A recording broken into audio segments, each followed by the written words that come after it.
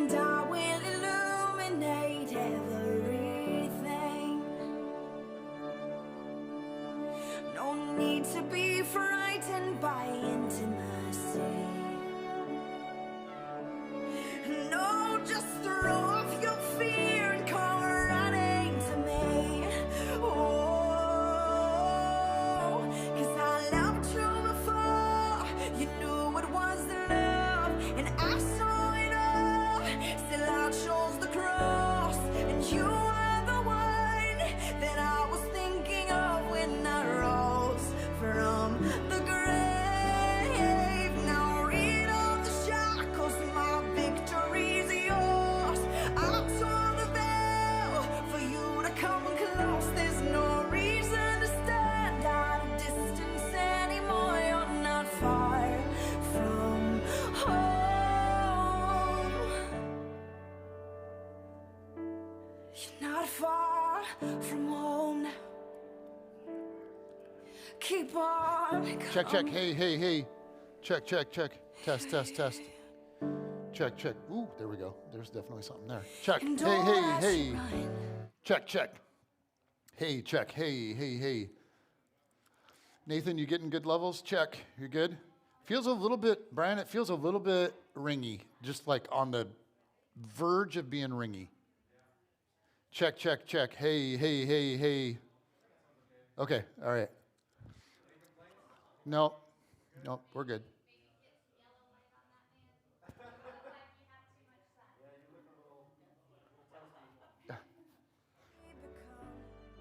Part of the story.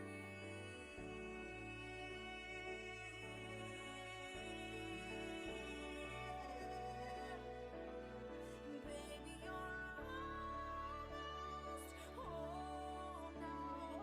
Please don't quit now.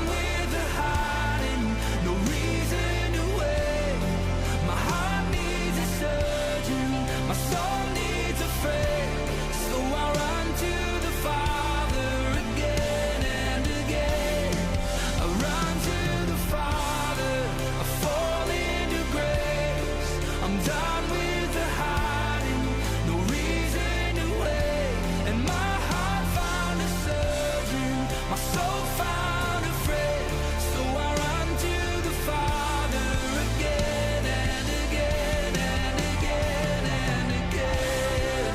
Oh, oh, again and again and again and again. Oh,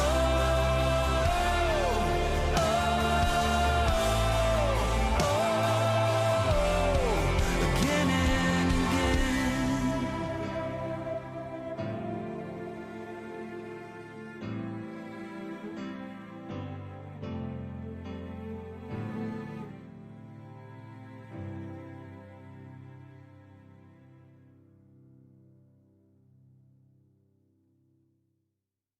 Good morning, everybody. Welcome on this beautiful sunny day. Jason, did you check the temperature in here and make sure that our air conditioning would turn on? Forgot to do that. I was cold this morning, and confession, I turned the heat on in here. I know.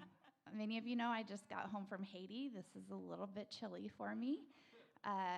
Going about 10 days with no air conditioning, your body just acclimates wonderfully. But I'm feeling a little hot, which means you guys must also be. Welcome. Would you stand up, and we are going to sing together this morning.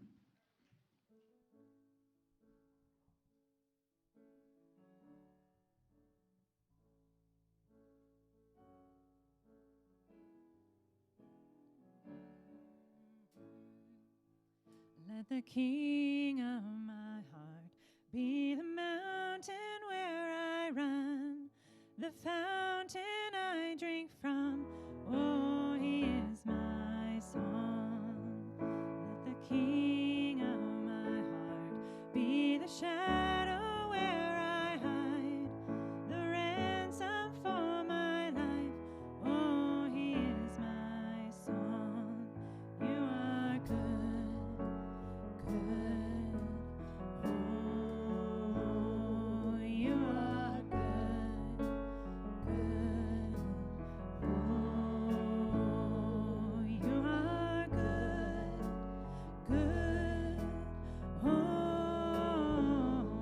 you are good, good. Let the King of my heart be the wind inside my sails, the anchor in the waves.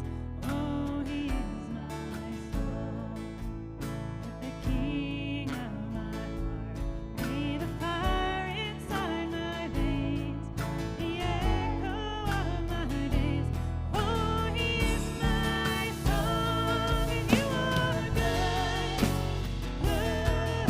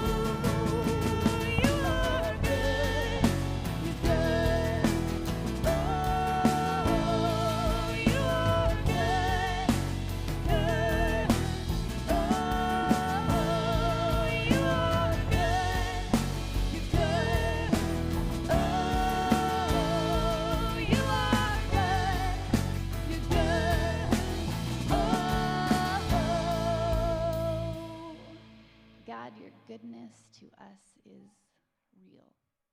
And my life is just such proof of that. I thank you that you dwell in this place. God, you are moving among us, and you want to talk to us today. I pray that you would open the eyes of our hearts that we could hear you. God, and we don't just want to know more about you. We want to follow you. And so, God, would you just speak to us individually and show us what it is that you want for us, not so that we can earn your favor, God, but so that we can have the best life possible. It's in your name I pray. Amen. Before you sit down, would you wave at someone? It's time for me to be done talking.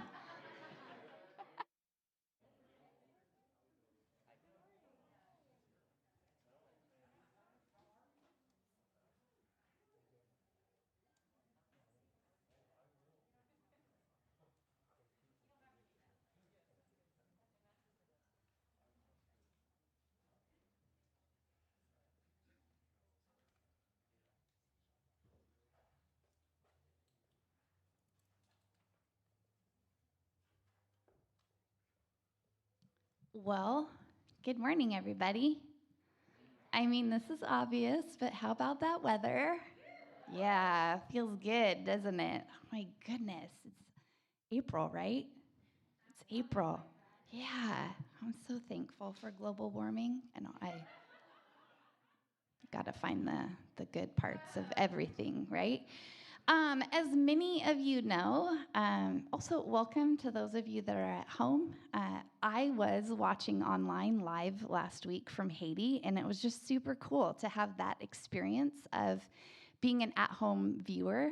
And I mean, I actually was like, oh, who's that in row 2 and 3? And like trying to make out the silhouettes of people. That was kind of fun for me. So I was a little bit distracted.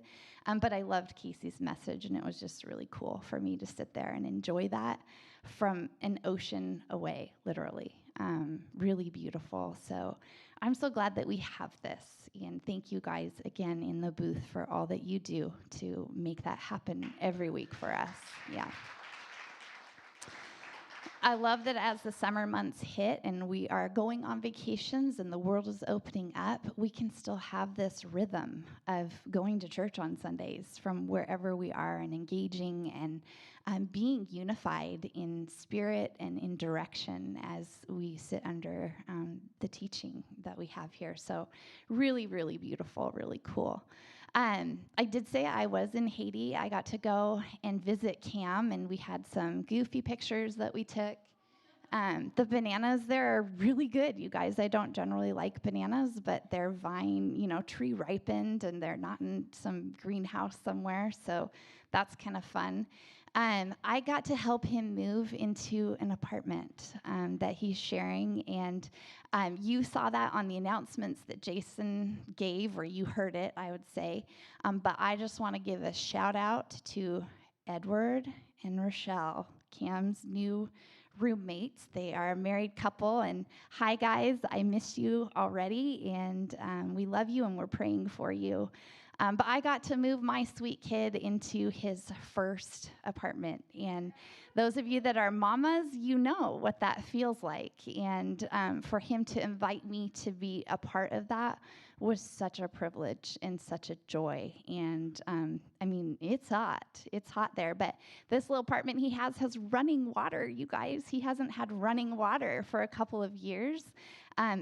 I mean, bucket showers, they're hard. They're really hard I can't get the soap out of my hair.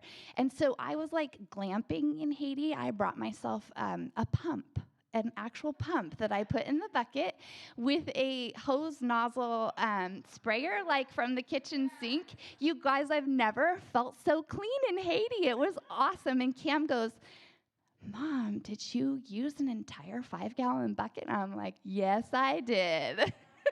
I'll go fill it up from the well that we helped drill. So, I mean, yeah. I felt no shame in going to that well. Like, I own this. No. seriously, they saw me carrying a bucket once, and they were like, we never didn't have water in the bathroom again. They are so hospitable there. And I was like, no, I use too much water. I'm happy to get my own. But I got to do some laundry from the well as well and scrub my kids' nasty clothes. Sorry, Cam. Those were nasty. And so eventually they were just kind of in muddy water, and he's like, oh, that's good enough, because he's a bachelor, right? He's a bachelor now, and he's living the dream. So super fun for me. One of the really fun adventures I got to go on, probably some of you might scoff at me if my parents are watching. Mom, Dad, I'm sorry. I rode on a motorcycle with Cam all around Haiti, no helmet, with a bit of a stiff neck because one of the drivers was wearing a helmet. And so to get close enough that we could all balance together, 3 of us on a tiny little moped-y type motorcycle, and he was super safe with his helmet. I didn't have one. I had to go like this and hold my head back for the 45-minute trip. And so it was a great workout for me, and I'm a little stiff, but it was invigorating. And so this next picture, you kind of see the wind in oh, there's Cam. Show a Seattle bed blankie. Yeah, there's his room. Isn't that just, oh, I love you, Cam. I miss you. All right, motorcycle hair. There we are. I managed to take a selfie. And so Cam said when he rides around on the back of this motorcycle, he doesn't get a lot of comments, but 2 white people on a motorcycle. I know the word for white in Haiti, and it's blanc, and there was a lot of that going on down the streets. And so Cam interpreted for me one day, and I'm like, oh, they're talking a lot about white people. And he goes, yeah, they said, look at those 2 white people trying to be Haitians. So, sticking out like a sore thumb, there's that. What's the next picture? So I got to explore some projects for us to partner with Ebenezer in the future, and I am so excited for what is coming next. We are hoping to partner with Ebenezer to help this community. They've kind of come together, and they're dreaming on behalf of their community of La Pierre, which is just outside of Gonaives.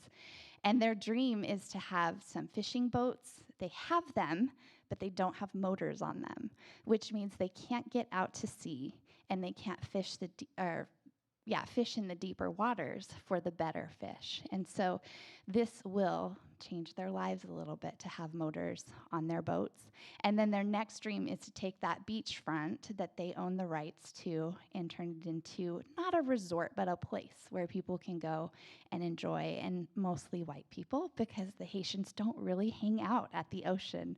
And so I'm hoping and dreaming that someday some of us will get to dip our toes in the ocean right there. It's beautiful. The things that they're dreaming of for their community are beautiful, and I love that we get to come alongside of them and help them step forward in their dreams and not make it happen for them, but make those small things possible for them that wouldn't be without a little bit of seed money to start it.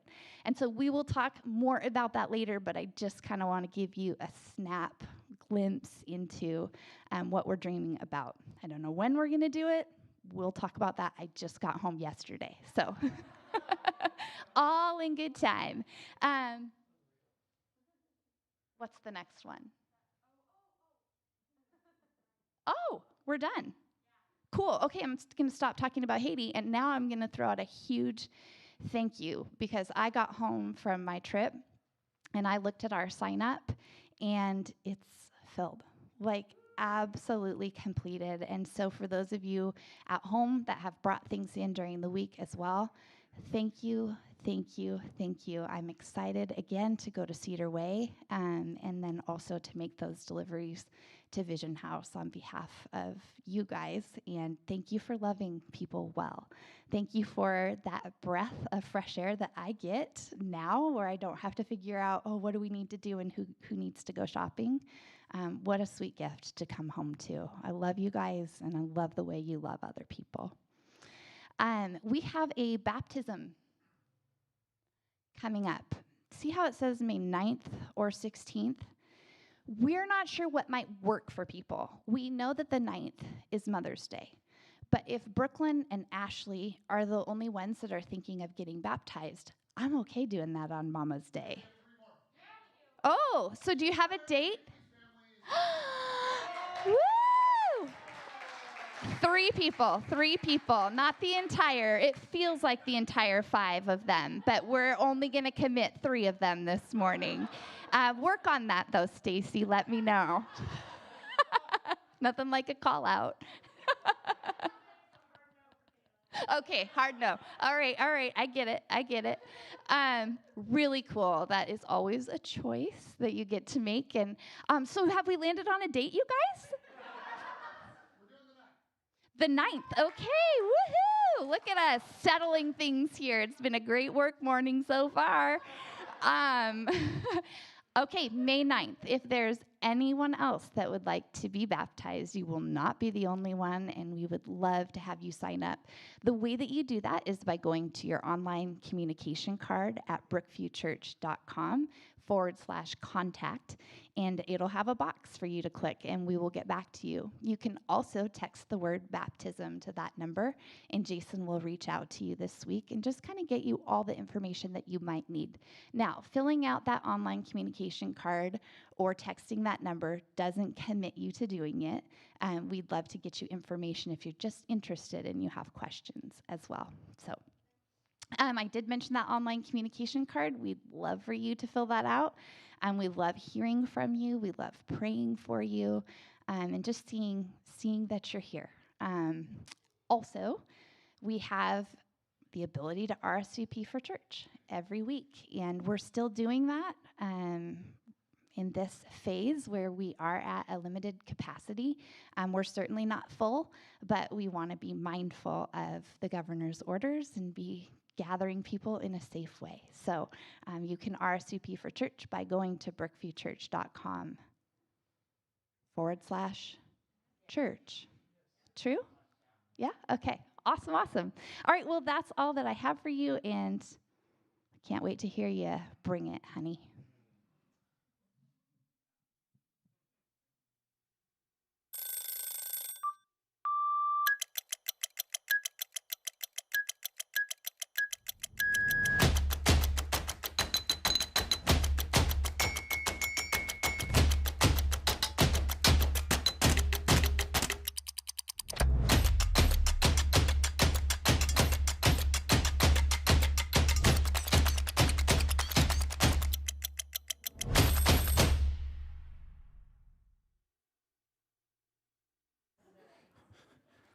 There we go. Well, you guys, good morning. Do you feel it? There is life in the air. I mean, the leaves are coming back to the trees. The weather is spectacular. And yesterday, the M's were in first place. They are not anymore. But still, you guys, there is new life in the air, new hope. And so to begin today, I actually want us to think back over a year to pre-COVID life. Okay, go back with me. Just rewind. I have heard probably thousands of times over the past year stuff like this. I just want things to go back to normal. I just want to get my old life back. I mean, almost all of us have thought or said this stuff, right? Yes. And now the world seems to be moving more and more toward normalcy. Now, I don't have a magic ball. I don't know anything for sure, but things seem to be moving toward opening up. And so my question is, do you want things to go back to just the way they were? Or has this long life pause enabled you to hit a bit of a reset button? So do you want to go back to the same schedule and the same routine that you had before COVID? And I want to begin by asking you today, just sort of remember the good old days. What was that like? And I want you to picture your life before all of this craziness and just think about this. What was your schedule like? Was it peaceful and manageable? Okay. Was it something that enabled you to flourish and grow? Okay. How was your marriage before COVID? Those of you that are married. Well, were you deeply connected to your spouse? You want to go back to that? How was your relationship with your kids? Was your life filled with rich, meaningful relationships with friends and family and neighbors and so on? What did your walk with Jesus look like? Do you want to go back to the way that looked? What was your fatigue level? Were your rhythms, daily rhythms, weekly rhythms, monthly rhythms, were they healthy? What do you want to reinstate? And there's probably a lot, but what would you like to be different? The truth is, over a year ago, our rhythms just came to a screeching halt. And now we seem to be heading into a season where we can rebuild. So over the next 5 weeks, today and the 4 following, I want us to be very intentional about it. If you can begin adding stuff to your life and to your schedule, what do you want to add? But also, what do you not want to add? And before we decide on any of the particulars, I think it's really helpful to think big picture. So today I want to just start with the most basic question, and it's this. What do you want? What do you really want? If you're going to rebuild your life, then rebuild toward what? What do you want? Now, it seems really simple, but in reality, this is actually a very tricky question because we've all gotten at some point what we were sure we wanted and then later discovered it wasn't what we wanted at all. In fact, some of you got a who you really wanted and then later realized, oh, that's not who I wanted at all, right? Some of you got a job you really wanted. Some of you got a car you really wanted or the house you really wanted, but then 6 months in or 18 months in and several mortgage payments in, you realize, oh, whoa, this isn't what I want at all. So this what do I want question is tricky. So here's a more helpful question. More helpful question is, what do you value? Because lurking in the shadows of what you want is what you value. And they are related in a way, but they are definitely not the same thing. What you want and what you value can actually differ quite a bit. In fact, they can at times be at odds with each other. I mean, if you think about it, what we naturally want is often in conflict with what we ultimately value. That's why after doing things that we wanted, sometimes we think, you idiot. Why did you do that? Right? You idiot. Why did you eat that? You idiot. Why did you sleep in? You idiot. Why did you call her?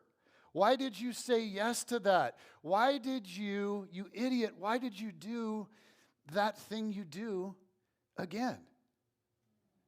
What we want naturally is often in conflict with the thing that we value ultimately. And what makes this battle especially tough is this. What we want naturally is usually right in our face, while what we want ultimately kind of hides and lurks in the shadows. So for us to really hone in on what we value, there's if this is important, there's all kinds of approaches we could take. But years ago, I came across something that I thought was awesome, and it's in a very famous book that many of you have read. It comes from The 7 Habits of Highly Effective People by Stephen Covey. How many of you guys have read that, or at least browsed it? You guys, it is so good. Is it? It was written in 1989, and now it's everywhere. Get this, at Columbia Elementary School, where all of my kids went, public elementary school, their entire system, philosophical system is built around the 7 habits. All the kids in the entire school could recite for you the 7 habits. And so the teachers are constantly having the kids think and process, okay, how does what we're doing or how does what you're doing, how does all of this fit together with the 7 habits. And they process that and they talk about it. So we were actually talking about this a few years ago, and I found out that when Cameron was in elementary school, okay, he's 20 now, right? But when Cameron was at Columbia, they invited some students together to have a think tank. And they had them come together to create a little song to help all of the children remember the 7 habits. Okay, so when Brooklyn went through school, and she's 6 years behind Cam, she actually learned that song that Cam helped create, right, to remember the 7 habits. And so here's the cool thing. If you grab Brooklyn and you invite her to tell you the 7 habits, she will not tell you the 7 habits.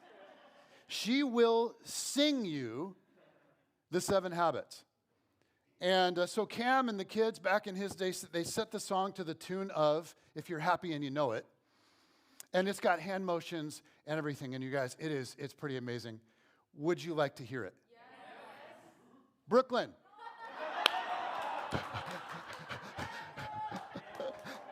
Yeah. No, come down. Come forth. You got to come up here. Yeah. All right. Little encouragement from the people. Come on, girl.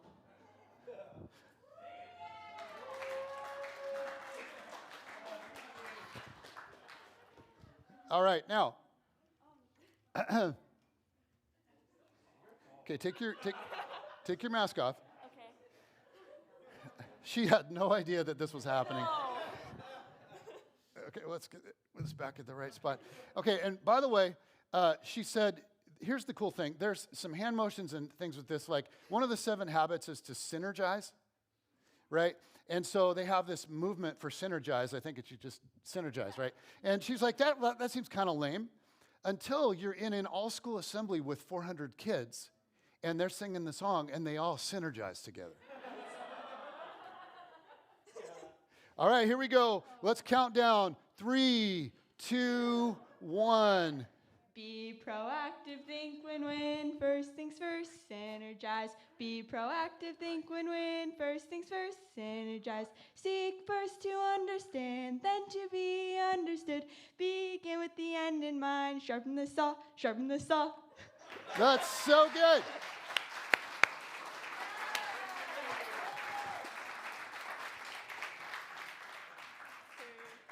Good job.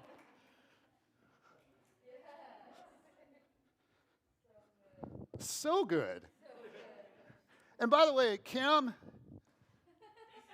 awesome, yeah. He's singing along. He wanted to play it on guitar, can sing harmony. All right, okay, so back to our question. That was a little aside. How do you discover what you really value? Well, okay, so habit number 2 from the 7 habits of highly effective people is this: begin with the end in mind, right? And most of us have heard this. We know this. This is really, really good advice. Now, Stephen Covey starts the chapter on that with an invitation to try something. And he writes this. He says, please find a place to read these next few pages where you can be alone and uninterrupted. Clear your mind of everything except what you will read and what I invite you to do. Don't worry about your schedule, your business, your family, or your friends. Just focus with me and really open your mind. So he says, in your mind's eye, okay, so here's what I want to invite you guys to do is close your eyes. Just close your eyes and try to visualize this, okay? In your mind's eye, see yourself going to the funeral of a loved one. Picture yourself driving to the funeral parlor or chapel, parking the car and getting out. As you walk inside the building, you notice the flowers, the soft organ music. You see the faces of friends and family you pass along the way. You feel the shared sorrow of losing, the joy of having known that radiates from the hearts of the people there. As you walk to the front of the room and look inside the casket, you suddenly come face to face with yourself. This is your funeral, 3 years from today. All these people have come to honor you, to express feelings of love and appreciation for your life. As you take a seat and wait for the services to begin, you look at the program in your hand. There are to be 4 speakers. The first is from your family, immediate and also extended. Children, brothers, sisters, nephews, nieces, aunts, uncles, cousins, and grandparents who have come from all over the country to attend. The second speaker is one of your friends, someone who can give a sense of what you were as a person. The third speaker is from your work or profession, and the fourth is from your church or some community organization where you've been involved in service. Now think deeply. What would you like each of these speakers to say about you and your life? What kind of husband, wife, father, or mother would you like their words to reflect? What kind of son or daughter or cousin? What kind of friend? What kind of working associate? What character would you like them to have seen in you? What contributions, what achievements would you want them to remember? Look carefully at the people around you. What difference would you like to have made in their lives? And he says, before you read further, take a few minutes to jot down your impressions. It will greatly increase your personal understanding of habit number 2. Okay, you can open your eyes. You guys know I like to read, and I read a lot. I read a lot of books. And so, a little confession. Whenever I get to the part of a book where they say, okay, we want you to stop reading and get a pen and a notebook and do a reflective exercise, I'm like, yeah, no, I'm not doing that, right? Because, okay, let's see if you're with me on this. The goal of reading a book is to what? Finish the book, right? It's not about learning anything or reflecting on my life. I just want to be able to say, oh yeah, I read that book. In fact, at times I'm like, you know what? I actually read that book years ago. Are you just discovering it? Okay, but so after this suggestion, I decided to actually write some stuff out. And one was what I would want my kids to say about me. So I did this 4 years ago, and I actually shared it in a message. Some of you might even remember that. At the time, Brooke was 10, Cam was 16, and Kate was 17. And today I just want to read you guys that again. And this is just sort of interesting to reflect back on, because back then I was writing it for 3 years into the future, and we're now 4 years into the future from when I wrote it. And so as I reread this week, it really hit me, and I was like, wow, okay, that's interesting. And now I will also say this is super, super personal, and so I hope it doesn't get all weird for you. And I also want to be clear about something. This is not necessarily what I think my kids would say, okay? This is what I would want them to say. This is not the kind of dad that I think I am. This is the kind of dad that I want to be. This is not reality in my mind. This is the target. This is the goal. Do you guys see the difference? Are you with me on this? Okay. So if I were to die 3 years from now, written 4 years ago, and if one of my kids were to get up at my memorial and talk about me, as I think about the kind of dad I want to be, here's the kind of stuff I decided I'd want them to say. So here we go. My dad. What in the world can I say about my dad? Well, he was incredibly good looking, but you all already knew that. What can I tell you about my dad that you had to live with him to know? Here's what was special to me about my dad. I knew that my dad loved me. I knew that whatever was going on in my life, around me, inside me, I knew that whatever was going on in my life, my dad was rooting for me. He wanted the best for me. My dad had a vision for what I could be. He always saw beautiful things in me. He believed in me. And there were times when his belief in me was the fuel I needed to push through hard stuff.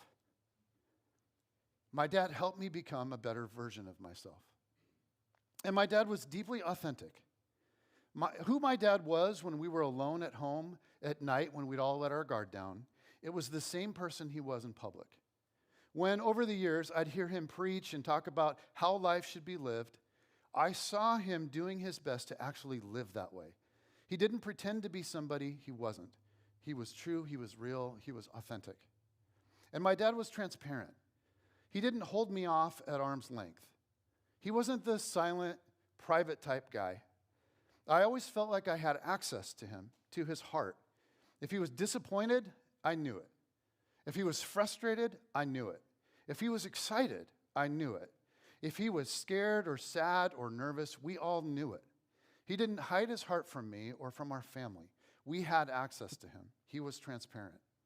And so when he'd say the wrong thing or do the wrong thing, which because he was transparent happened more than he would have liked, in equally transparent fashion, he would ask forgiveness and admit being wrong.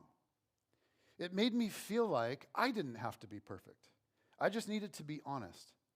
My dad helped me to become a transparent person myself.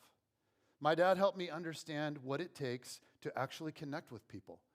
In his transparency, he showed me the way. And my dad loved my mom. I never feared that he was mistreating her. I always felt safe knowing that my mom and dad were an inseparable team.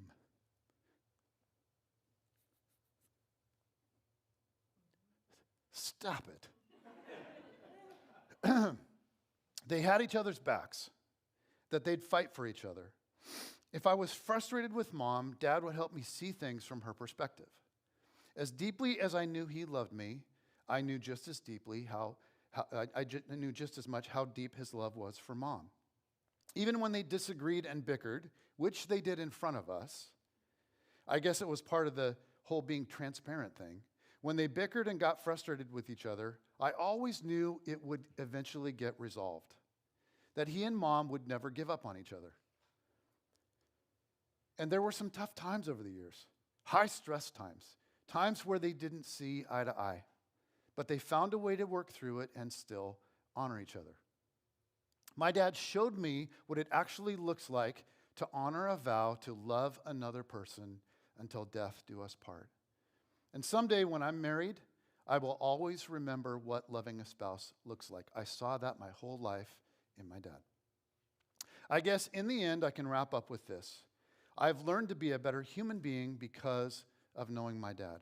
I'm better at loving, being transparent, showing grace, and being patient and kind because of my dad. My dad influenced my life in ways that I will always be thankful for. His influence will help me be a better spouse, a better parent, a better friend.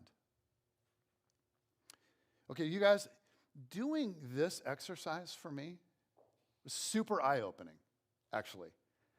And after asking the reader to do this exercise, Covey writes this.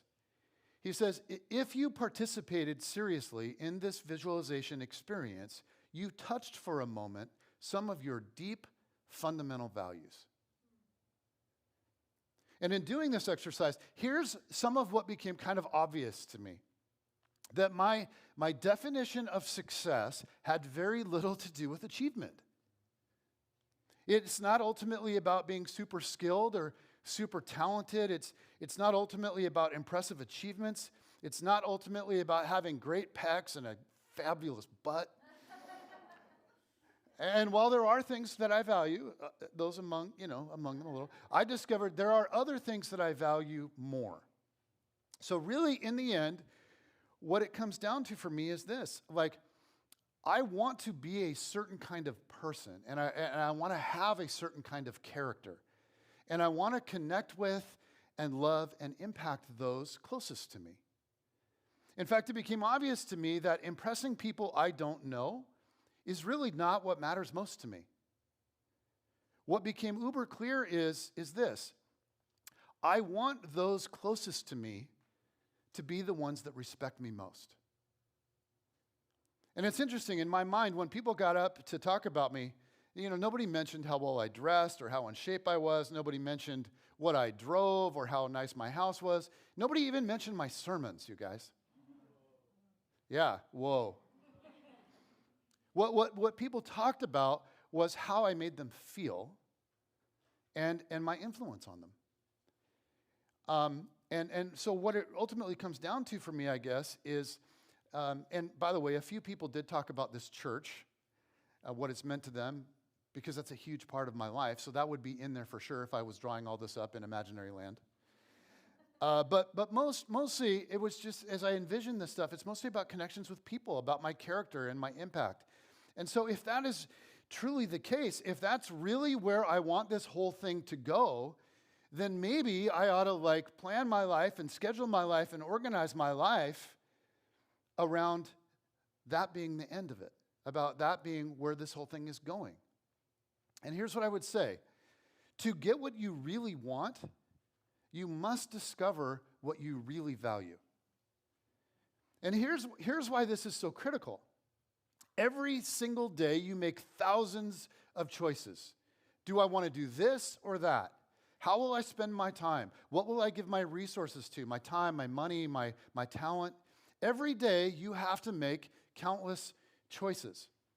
In fact, you guys, if you're sitting here, right, you had to make a decision about that. You had to decide whether or not to get up this morning, and then of all the things you could have done in this weather, you made the decision to come here or to watch live. For those of you that are watching live right now, you made the decision to watch live when it's like 70 degrees outside, and you could watch later. That's impressive. And in that moment, in that moment of decision, you were prioritizing values. Now, we do this all the time.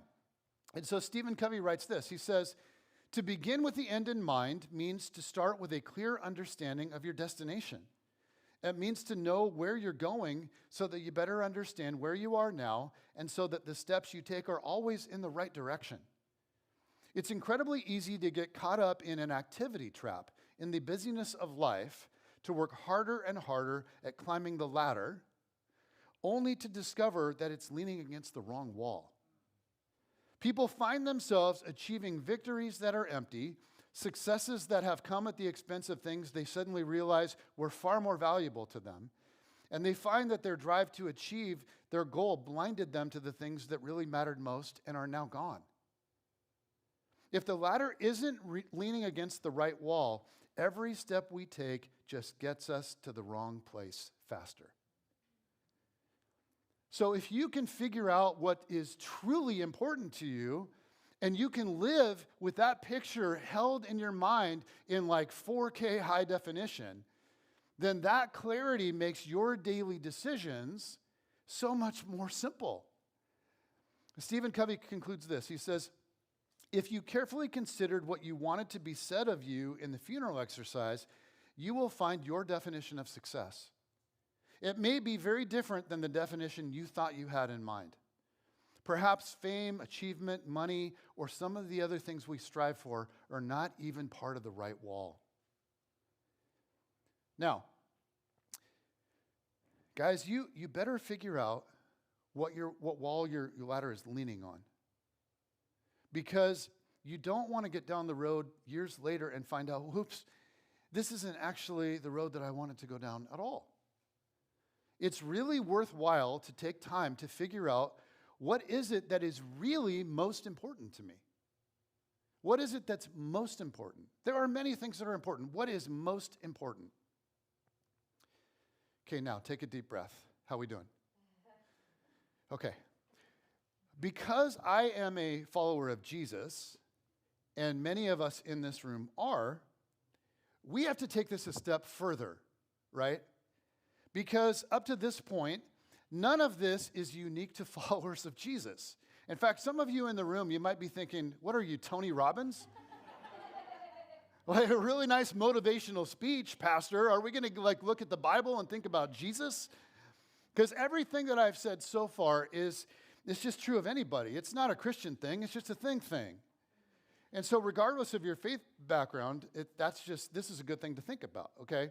But let's think about it from a Christian perspective. Where is God in this? How does any of this really connect to Jesus? And I want to say that if you're here or you're watching online and you're not a follower of Jesus at this point, then what we are about to talk about next, like the Christian part, might turn out to be the most interesting thing about today's message to you. For followers of Jesus, right, it has to go beyond the initial question of what do I really want? Or even what do I really value? Like for us, the ultimate question has to be, well, what does God really want? Right? Or to make this a bit more personal, what does God really want for us? Now, for some of you, this feels like a very uncomfortable question because you are concerned that you are at odds with God over what you want and what you are pretty sure He wants for you. And we just sort of assume that the question goes like this: what does God really want from us? What does God want from me? Right? What does God really want from us? The idea is that God is demanding something of us, something that we may not be able to live up to, or something we may not want to live up to. But it's in our mind, it's all about living up to something. Well, will I do it well enough for God to be satisfied? And so I want to talk about this feeling that is so common for a minute because it's a really big deal. When Jesus taught us about the heart and the nature of God, so the way that we should picture God or envision God, what was the metaphor that Jesus used most often? A father. In the Lord's Prayer, Jesus said, when you pray, pray like this, our Father in heaven.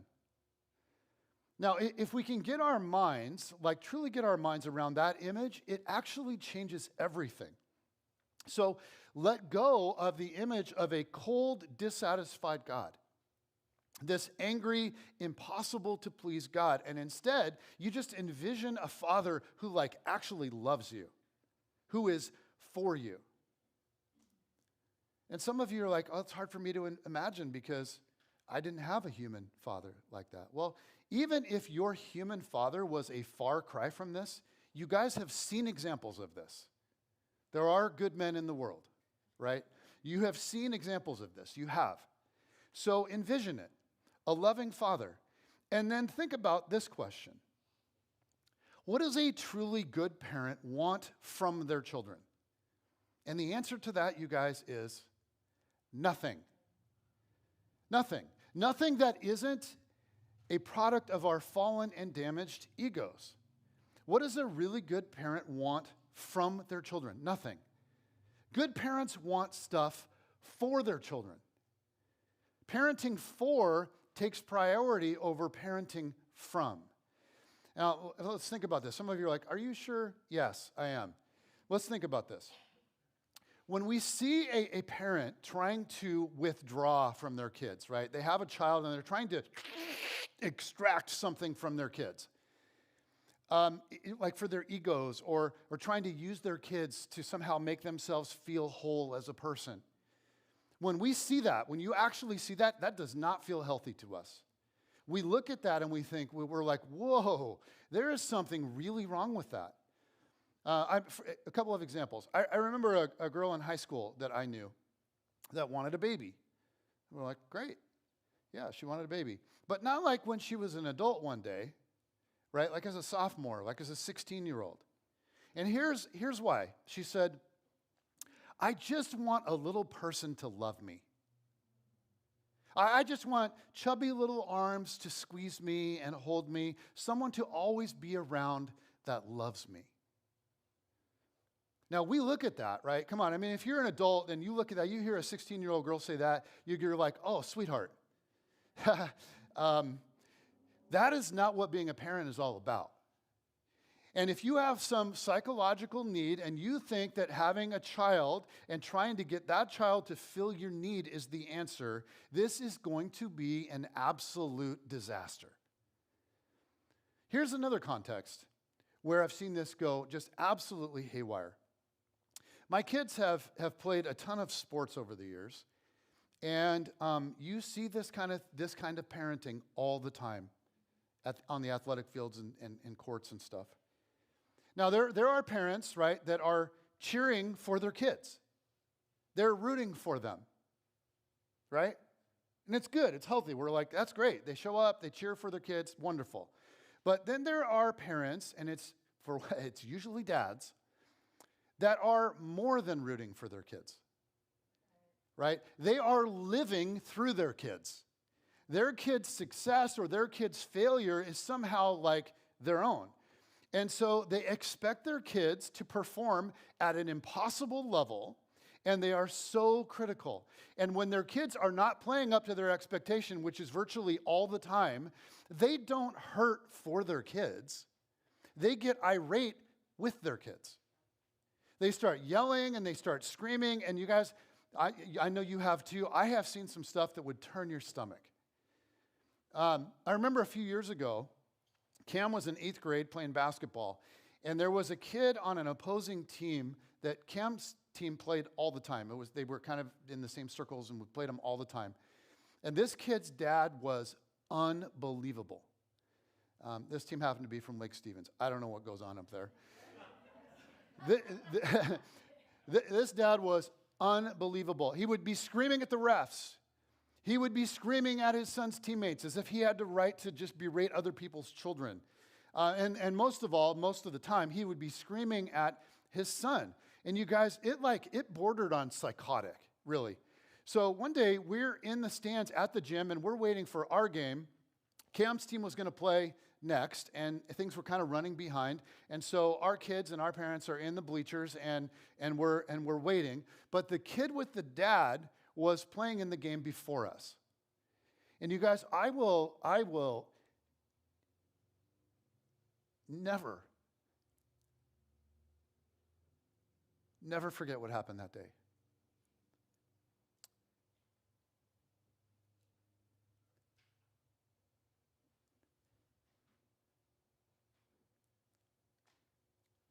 This dad, he's yelling and he's screaming like always. I mean, it's just like every time. It's just relentless, top of his lungs.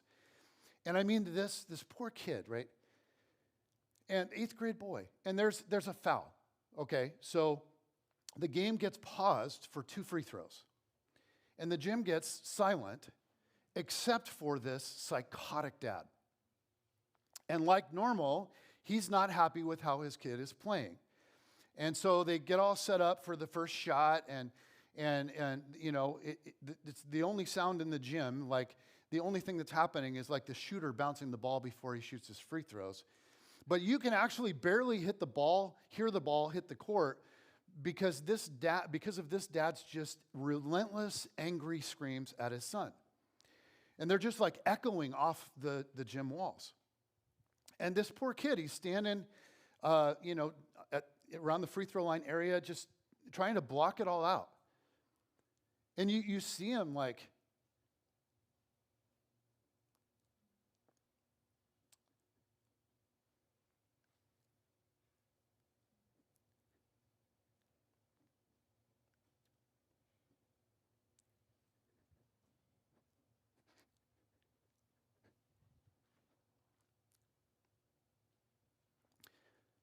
because it's a free throw, it's like he's just standing naked out there. I mean, there's other teams and other parents and they're all sitting in there. And you'd think that some responsible adult, like a pastor of a church, would go over and say, dude, knock it off. But we're all just stunned. He's just undressing his kid right there. And his shoulders, he's trying to block it all out. So the first free throw goes up. And in between free throws,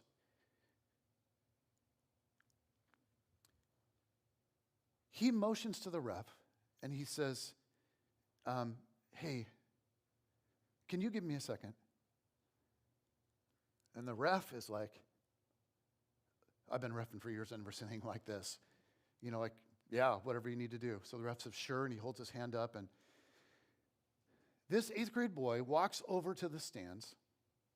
He looks up at his dad in the stands, and in front of the whole gym and all the spectators and all of that, it's total silence. And he says, Dad, and he's like, Dad, I need you to shut up. I need you to shut up. And people are starting to cheer. You know, because now we're brave. All right? I need you to shut up. Just shut up. I need you to stop. Just stop. For once in your life, stop. And his dad just huffs, stands up, stomps out of the gym in disgust. Guys, that is a dad that isn't wanting good things for his son. He's wanting something from his son. And I bet in various contexts in your own life and in the life of those you love, you've seen the difference. And we've all seen parents that want stuff from their kids. But here's the thing. If you envision God like that, it will wreck you. It will wreck you. You go, well, no, I have that. Like you can be religious. You can do religious activities. You can go to church. You can do the religious, but you will not have intimacy with a father that you envision like that. You just won't. But when you recognize that actually he loves you, that he adores you, and that everything that he wants for you because he's for you, I'm telling you, you guys, that can change everything. It is a really, really big deal. Okay, so here's the good news. And if you miss everything else, okay, if you're like tuned out or whatever, tune in. Do not miss this. Your heavenly Father wants good stuff for you, not from you. But what happens is we just sort of assume that there's this competing agenda, that what I want and what God wants are mostly at odds. So I can't really do the whole God thing. Or I'm going to do the religious thing, but not take this thing too far. Now, I will say this, okay, in all fairness, some of you are like, in all fairness, what you often want naturally and what God wants may be at odds. But we've already discovered, can we just be honest, most of the time what you want naturally is at odds with what you want ultimately. You're already at odds with yourself. And in fact, if you decided to go through the whole eulogy exercise, here's what you might discover. You might discover that you are way closer to wanting what God wants for you than you ever imagined. See, like the eulogy exercise not only gets you closer to what it is that you really want, it actually hints at what you were created for. And so here's a good question. What does God want for you? Like, is there a way to know that? Well, the reality is it's woven all through the teachings of Jesus. But the cool thing is it's summarized really succinctly, I think, by the Apostle Paul. Paul lays out beautifully in a letter that he wrote to the followers of Jesus in Galatia. And what do we call that letter? Galatians. And he uses some different metaphors. He talks about the flesh. He talks about that part of us that just sort of wants to do whatever it wants to do. That part of us that just wants to do whatever comes natural. And he contrasts that part of us to what he calls the Spirit. The part of us that's been made in the image of God, that when the Spirit fills us, it activates and leads us. So Paul says, through the Spirit, God is up to something beautiful if we're willing. And here's what he writes. He writes, for the flesh desires what is contrary to the Spirit, and the Spirit what is contrary to the flesh. They are in conflict with each other so that you are not to do whatever you want. We go, well, wait. So God is trying to limit me then? Well, not so fast. It's more like trying to protect you, trying to give you something better. The dark base side of human nature is what Paul calls the flesh. And he says, if you just like live by the flesh, you just give yourself over to the flesh like unrestrained, you just do whatever you naturally want, it is going to get real, real ugly, real fast. And so he reflects on the kind of stuff that flows out of a life controlled by the flesh. And he throws out several random things that you might see. So he says, here's what he says. He says, it is obvious what kind of life develops out of trying to get your own way, living by the flesh all the time. Repetitive, loveless, cheap sex. A stinking accumulation of mental and emotional garbage. Frenzied and joyless grabs for happiness. Trinket gods, magic show religion. Paranoid loneliness. Cutthroat competition.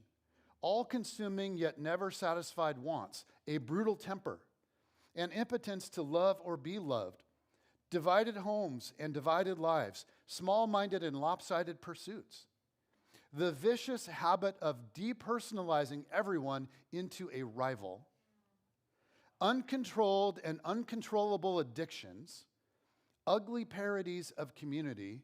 I could go on, Paul says. He's like, you get it. I'll stop there before we're all depressed, right? And Paul says the byproducts of the flesh are obvious.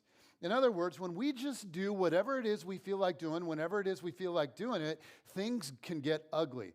And he lists off all this unhealthy stuff that will just naturally flow out of it. But then he turns right around, and in contrast to that kind of life, the life of the flesh, he says, what God is trying to do inside us. This is what God is trying to do for us. This is what God is trying to give to us. If we let the Spirit of God lead us and shape us and form us, here's the kind of stuff that will happen. And this is a very famous passage. Paul writes, but the fruit of the Spirit is love, joy, peace, patience, kindness, goodness, faithfulness, gentleness, and self-control. What does God want for you? He wants this stuff. He wants you to be filled with love and joy and peace. He wants you to be able to exercise patience. He wants you to be filled with more and more kindness. He wants to fill you with goodness and faithfulness and gentleness. He wants to develop self-control inside of you. The stuff that you tend to say yes to that damages you and damages those around you. He wants to give you the power to say no to that. This is the stuff he wants for you. And you know, Jesus would walk around, right? And he would extend the same invitation to people over and over. He would meet people and he would just extend a very simple invitation. He would just say 2 words. What were they? Follow me. And you have to imagine people are like, but I don't know that I'm going to be able to do it all just right. Well, don't worry about that. Just follow me. Just take the next step. Okay, yeah, but if I follow you, Jesus, where are we going? And you know what Jesus would say? You know what I think he would say? I think Jesus would say, okay, I'll tell you. Here's where we're going. We're going to love and joy and peace. We're going to patience and kindness and goodness. We are going to faithfulness and gentleness and self-control. You guys, you know where your Heavenly Father wants you to go?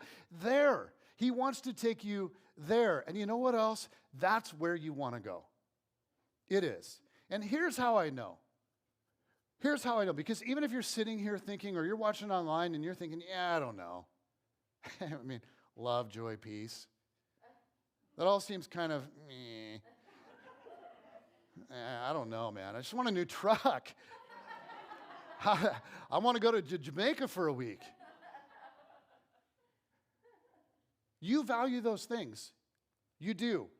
And here's how I know that you value the fruit. Because you want the people around you to be characterized by those things.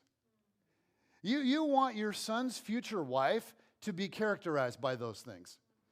You want your daughter's husband to be characterized by those things. You want your boss and you want your coworkers to be characterized by that stuff. You want your neighbors to be characterized by that stuff. So back to our question, okay, what do you want? Well, if you keep digging into this question and you get behind all the immediate stuff, behind, the stuff that springs to mind, a car and a house and a vacation, and behind the girl or the guy or all the attention you're hoping people will pay to you, if you keep digging, you get to things like meaning and significance and legacy. And it's there that you begin to find yourself face to face with the will of your Heavenly Father for you. I was thinking about the funeral exercise. Like, what a powerful thing. And I was thinking, man, I need the fruits of the Spirit more and more and more in my life. I'll take as much of that as I can get. Because to do any of the stuff that I dream with my kids really, really well, I need the Spirit of God active in me and waking up parts of me that are sleeping. This is my one and only life. And you guys, I can so easily waste it. And I do it. I do it all the time. But I don't want my life to be characterized by what Paul said. Again, here's the list a stinking accumulation of mental and emotional garbage. I could do without that. Frenzied and joyless grabs for happiness. You ever been there? Paranoid loneliness. What a prison. All-consuming yet never satisfied wants. A brutal temper. A vicious habit of depersonalizing everyone into a rival. Small-minded and lopsided pursuits. Uncontrolled and uncontrollable addictions. Ugly parodies of community. You ever lived in a parody of community? See, I want my life to be characterized by deep connections. I want my life as much as possible to impact those around me for good. I want those who know me best to be the ones that respect me most. But I actually need the Spirit of God unleashed in me for any of that. I want to organize my life around rhythms that produce Spirit-filled living. And so that's what we're going to talk about for the next 5 weeks. And some of you are like, well, give me something tangible I can go do this week. No, I'm not going to. None of this applies to my life. Yes, it does. It does. And we're going to get there, but I want to start big picture. And to close today, I just want to read the words of Jesus over you. On the night of his death, his arrest, he had one final time with the disciples, right? He has the Last Supper. And then he has this incredible conversation with them that takes up several chapters in the Gospel of John. And what he said is so rich with meaning. But what I want you to do is I want you to close your eyes and bow your heads as I just read some of his words over you. Jesus says, "Live in me. Make your home in me just as I do in you. In the same way that a branch can't bear grapes by itself, but only by being joined to the vine, you can't bear fruit unless you are joined with me. I've loved you the way my Father has loved me. Make yourselves at home in my love. If you keep my commands, you'll remain intimately at home in my love. That's what I've done, kept my Father's commands and made myself at home in his love. I've told you these things for a purpose, that my joy might be your joy and your joy wholly mature. This is my command. Love one another the way I have loved you. This is the very best way to love. Put your life on the line for your friends. You are my friends when you do the things I command you. I'm no longer calling you servants because servants don't understand what their master is thinking and planning. No, I've named you friends because I've let you in on everything I've heard from the Father. You didn't choose me. Remember, I chose you and put you in the world to bear fruit, fruit that won't spoil. As fruit bearers, whatever you ask the Father in relation to me, he gives you."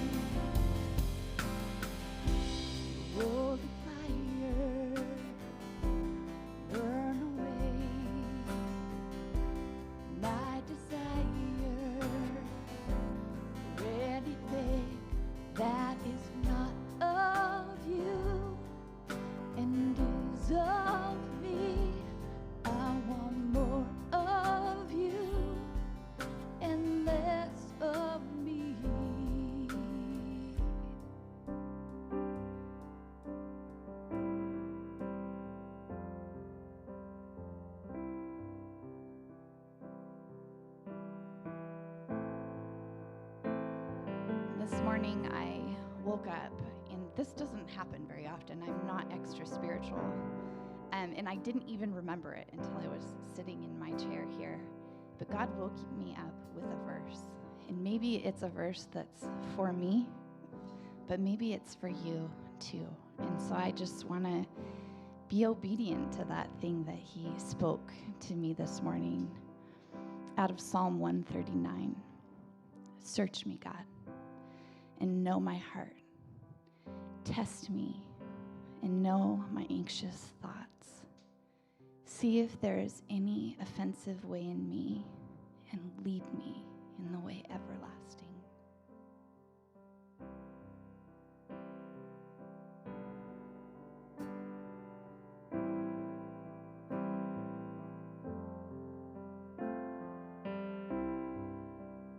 Lead me further into you,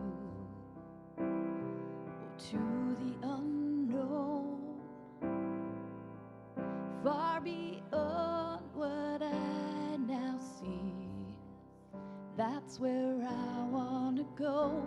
I abandoned everything as deep calls out to deep.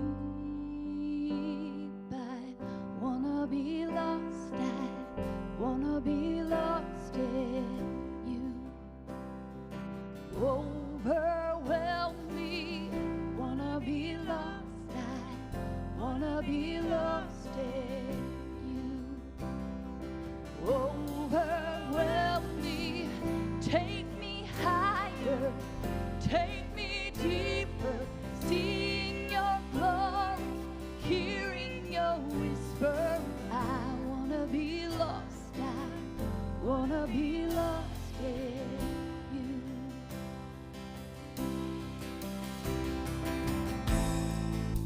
Show your beauty, show your strength in this holy place.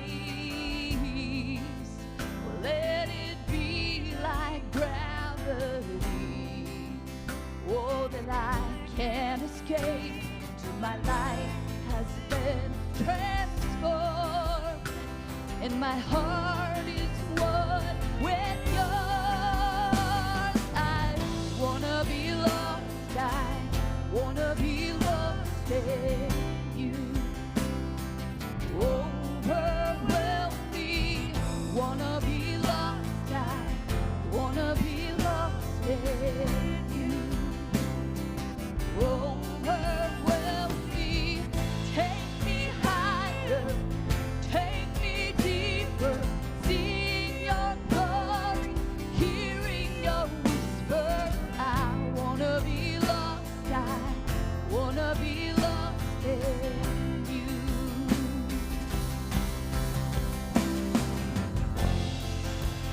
Let the things of earth be swept away.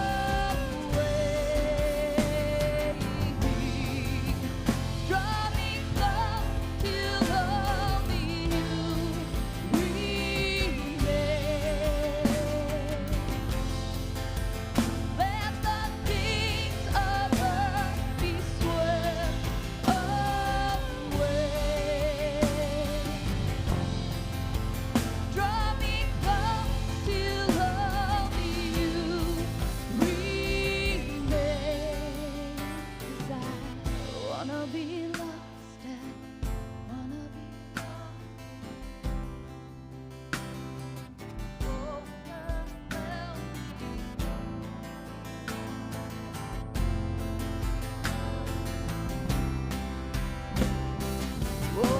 Overwhelm me, take me higher, take me deeper, seeing your glory, hearing your whisper.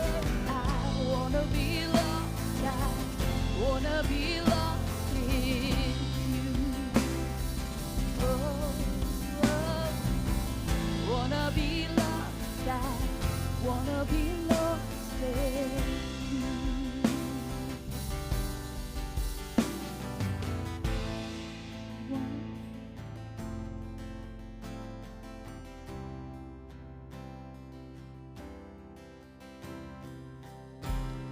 place I would rather be. No place I would rather be. No place I would rather be than here in your love, than here in your love. No place I would rather be. No place I would rather be. No place I would rather be than here in your love, here in your love. So set a fire down in my soul that I can't contain and I can't control. I want more of you, God. I want more of you, God. Set a fire down in my soul that I can't contain and I can't control. I want more of you, God. I want more of you, God. Oh, set a fire down in my soul that I can't take and I can't control. I want more of you, God. I want more of you, God. No place I would rather be. No place I would rather be. No place I would rather be than here in your love, here in your love. No place I would rather be. No place I would rather be. No place I would rather be than here in your love, here in your love.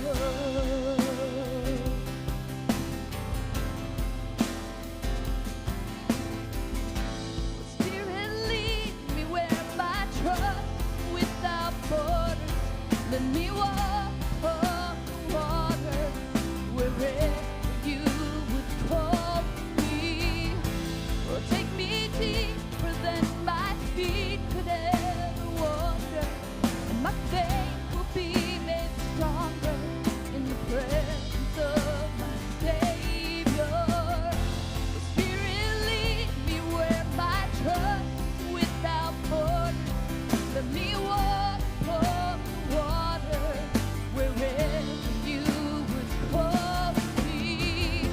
Or take me deeper than my feet could ever wander, and my faith will be made stronger in the presence of my Savior. Oh, Spirit, lead me where my trust is without borders. Let me walk upon the water wherever you would call me. Oh, take me deeper than my feet could ever wander, and my faith will be made stronger in the presence of my Savior.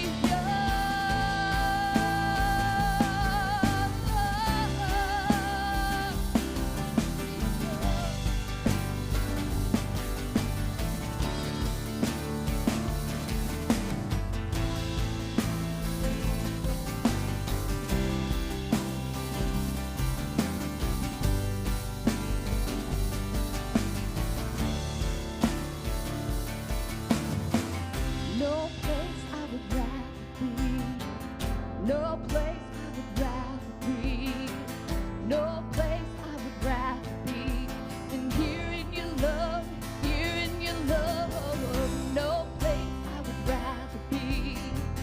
No place I would rather be. No place I would rather be than here in your love, here in your love. God, you don't want anything from us, from me. You want things for me. And God, sitting under you as a good father is such a place that I need to be reminded of. God, would you search me? God, you know me, and you know what I deeply value, and you will help me. You will equip me. You will empower me by your Spirit to step into those things. I don't have to do it alone or on my own. God, I pray that we would develop this understanding of you as a father who wants good things for us, and we would step into those things bravely, knowing that on the other side of that is the life that we always wanted. And God, where our vision of where we want to be doesn't line up with yours, would you redirect us? Would you open new doors? Would you close doors that we're trying to open that you don't want for us? I believe in the power of your voice. Sometimes it's still and small, and I need to quiet myself. Other times it's loud, and I just thank you for that. So God, go before us, go behind us, and go beside us as we pursue this life that you've called us to live. In your name I pray, amen.